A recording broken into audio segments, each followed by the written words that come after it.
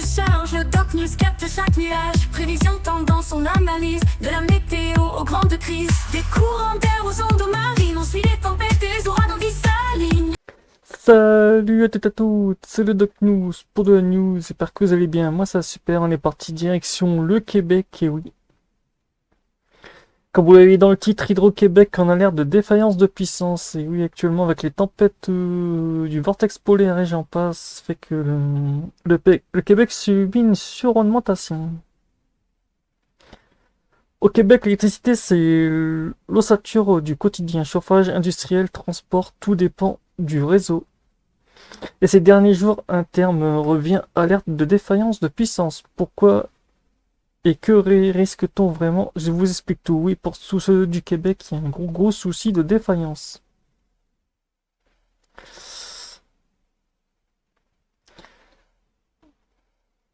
Je vais vous montrer aussi en même temps le tableau comme ça, de la consommation.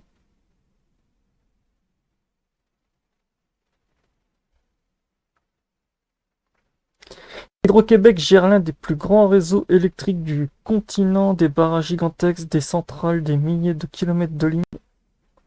En temps normal, le Québec consomme plusieurs dizaines de milliers de mégawatts. En hiver, la demande peut grimper au-delà de 38 000 à 40 000 mégawatts lors des grands froids.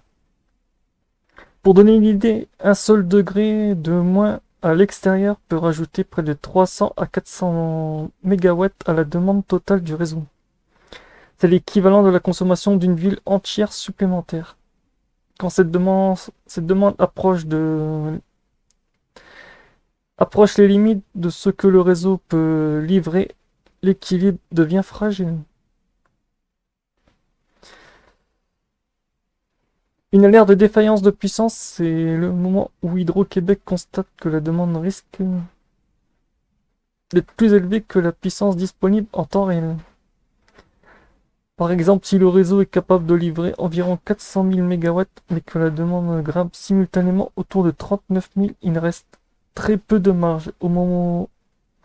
À ce moment-là, la moindre défaillance, panne de ligne ou baisse de productivité peut provoquer une réaction en chaîne.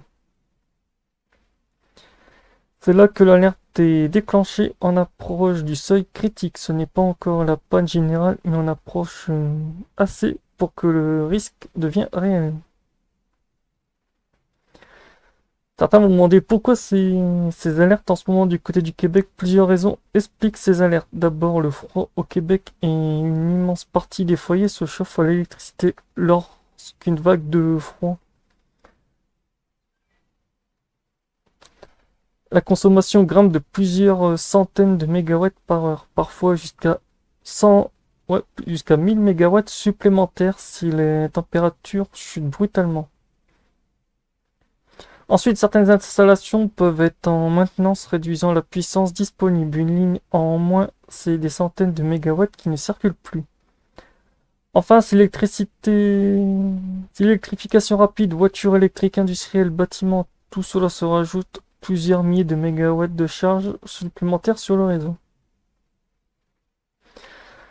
Lorsqu'une alerte est émise, Hydro-Québec demande souvent de réduire volontairement la consommation.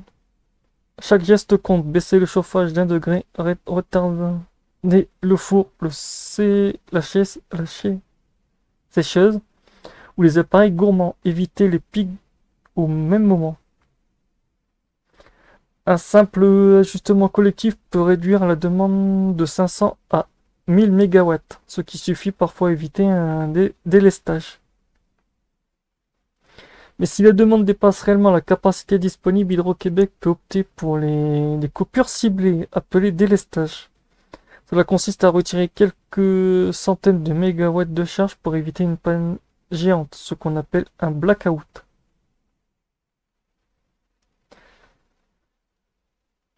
Le réseau reste surveillé minute par minute. Si le niveau de puissance approche la zone critique, Hydro peut ajuster la productivité des barrages ou ajouter quelques centaines de mégawatts, activer des lignes de secours, déplacer la charge d'une région à une autre pour répartir la demande. Et en dernier recours, couper temporairement des blocs de plusieurs dizaines de mégawatts afin d'éviter l'effondrement complet. Une seule mauvaise distribution peut faire chuter la marge de sécurité en dessous de 100 mégawatts, ce qui est extrêmement faible à l'échelle du réseau québécois. Ces alertes montrent que même si le réseau québécois est robuste, il fonctionne parfois à la limite avec une demande qui continue d'augmenter. On parle déjà de 3000 à 5000 mégawatts de besoins supplémentaires dans les prochaines années. Hydro-Québec doit se moderniser, renforcer et augmenter sa capacité. Cela pose plusieurs questions. Faut-il construire de nouveaux barrages, investir massivement dans les lignes et les transformateurs, mieux répartir la demande avec des outils intelligents, ou développer des solutions alternatives pour absorber les pics. Et oui, j'ai vu un peu sur la news que j'avais vu sur avant de faire cet article qu'en fait certains barrages étaient en gros, ils avaient coupé les vannes, comme vous l'avez vu sur la petite vignette. En gros,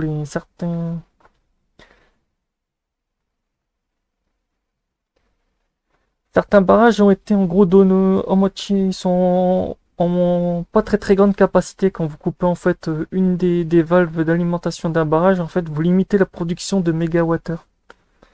Qui fait que l'effet de mégawattheure, voilà. Après, faut pas s'étonner que vous arrivez sur un effondrement. Donc voilà. Et quand vous l'avez vu sur avant que j'avais mis l'état du réseau du Québec, vous voyez une belle augmentation. Vous passez de 25 000 à 30 000. Ça fait beaucoup. Les alertes de défaillance ne sont pas une panique, mais un signal. Elles rappellent que le réseau électrique repose sur un équilibre millimètre, ouais, entre production, transport et consommation. En hiver, une hausse de 300 à 500 MW peut suffire à tout faire basculer. Informez-vous, anticipez et consommez intelligemment. Voilà ce qui nous permet d'éviter le pire. Mais bon, on aura beau essayer d'éviter le pire, mais règle prioritaire, ben...